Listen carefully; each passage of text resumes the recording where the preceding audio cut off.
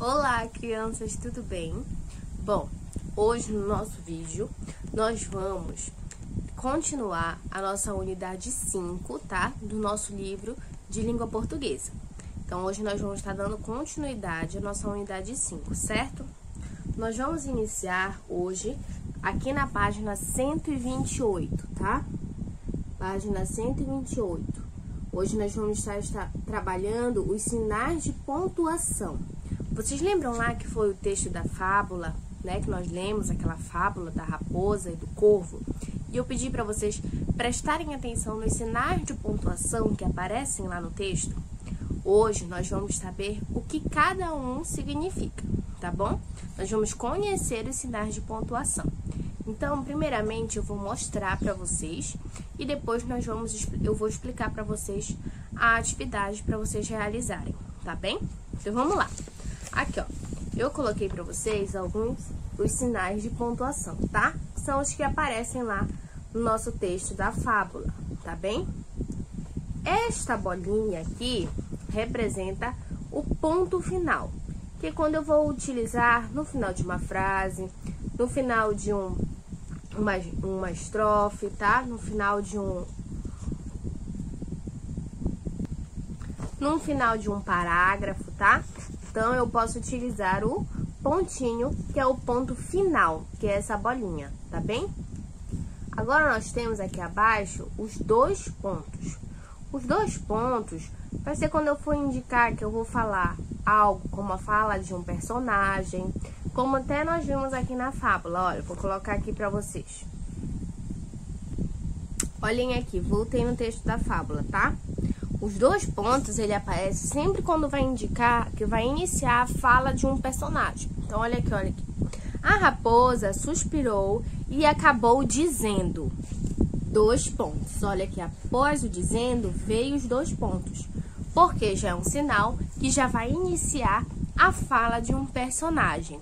E quando se tem a fala de um personagem, nós utilizamos um sinal de pontuação que já significa que é uma fala de um personagem num texto, tá? Numa narrativa, numa fábula, que é o travessão. Sempre que tiver um travessão, quer dizer que é a fala de um personagem, que o personagem da história está falando. Este aqui, ó, é o travessão. Agora, nós temos aqui também o ponto de interrogação. Quando é que eu utilizo o ponto de interrogação? O ponto de interrogação eu vou utilizar sempre no final de uma pergunta. Quando eu for fazer uma pergunta, eu preciso colocar o sinal de interrogação, como se fosse: Juliana, você está bem hoje?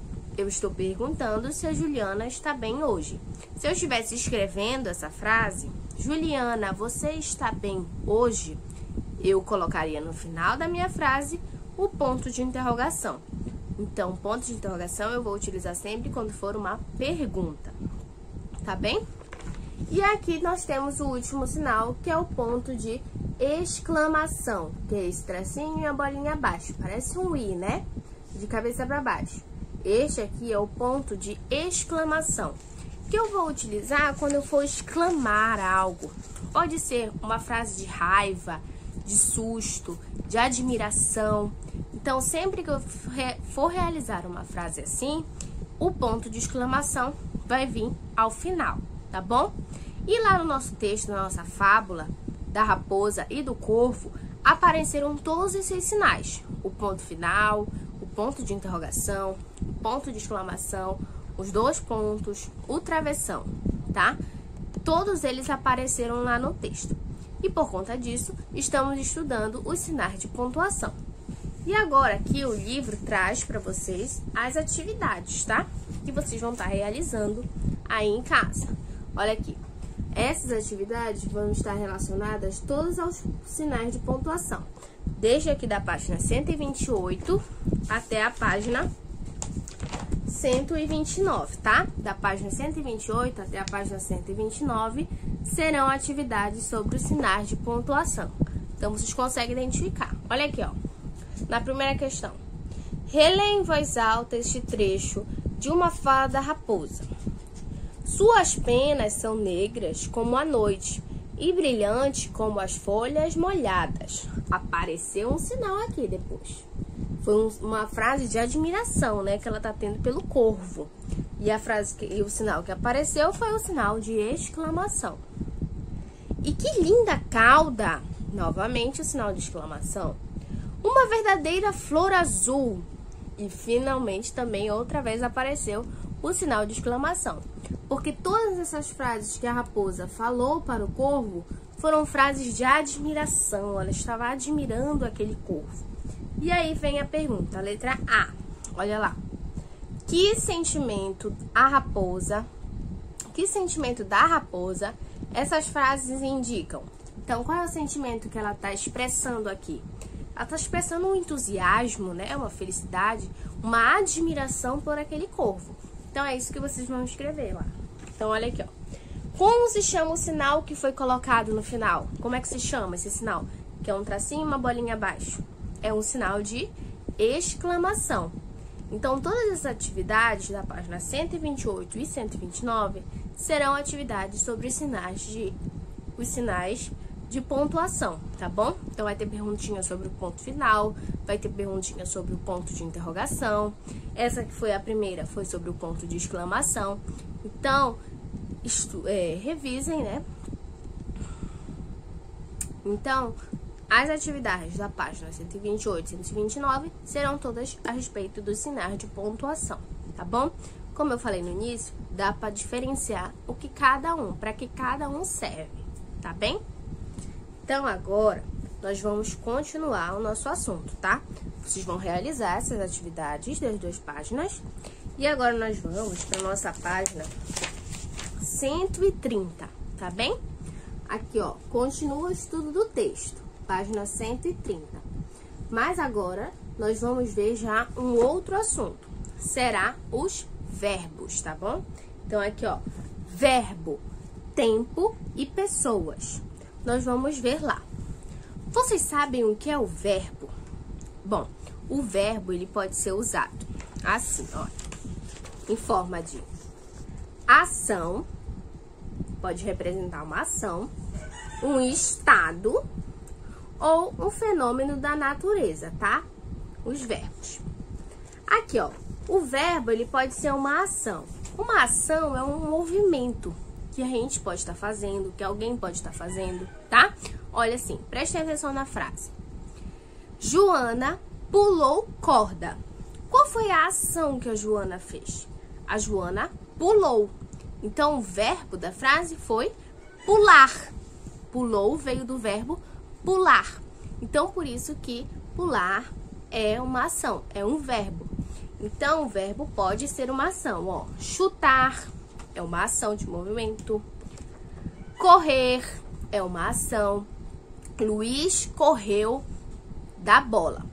Ele correu, ele estava brincando e correu da bola. Qual foi a ação do Luiz? Correr. Então, qual foi o verbo? Correr. Então, aqui foi um verbo de ação, tá? Pode ser também andar.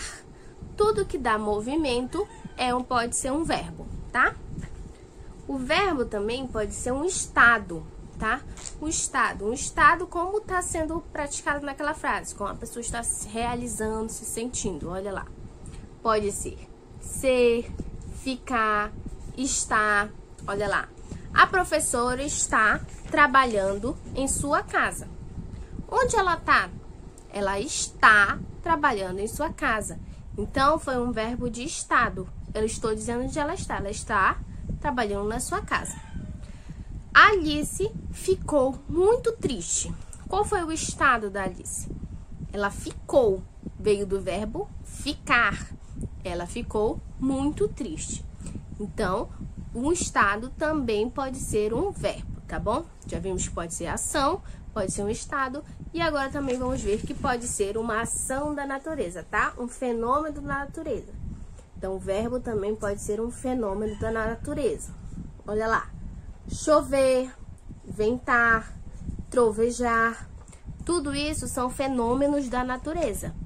Então, fenômenos da natureza também serão verbos. Hoje amanheceu chovendo. Qual foi o verbo? Chovendo, do verbo chover, tá bem?